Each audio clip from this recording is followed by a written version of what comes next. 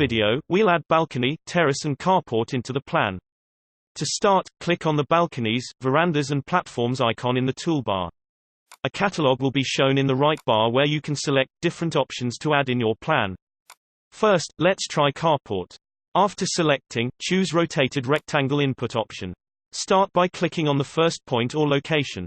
You can input the width or length, then press enter. After that, move the mouse upward or downward to set the length.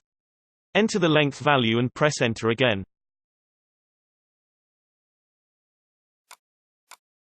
You now have a covered carport.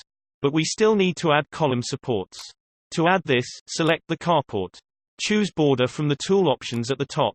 Check show border object. This will show the supports in timber construction. If you want to use another object for supports, you may uncheck show timber construction in the border tool options. Click on the empty drop-down and select load object. This will show the object's catalog. Choose elements from the list and select columns. Choose an object and press OK.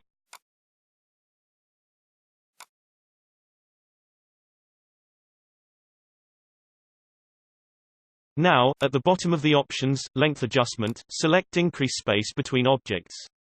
After that, tick constant clear distance. This will give spacing between objects. Enter the spacing width.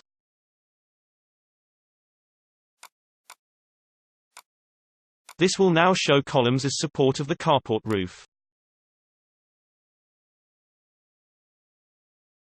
You may also configure support columns dimensions. Tick use following values instead of original dimensions. You can input the width, length and height of the object.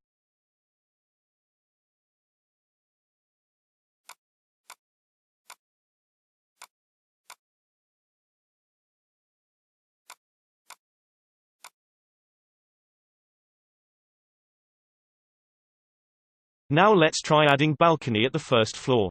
Go back to construction mode. Select balcony icon. Then select floor 2 as active floor. This will now show the first floor. In the input options, you may choose rectangle, then click on the first point and another click to the second opposite corner to close the balcony area, or polygon method. By clicking on the first point, enter the length to the second point and press enter. Do this until the last point to close the balcony.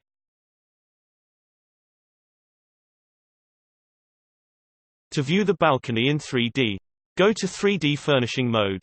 To show all floors in the view, go to Floors menu and select all floors visible from the drop-down. Now, add railing to the balcony.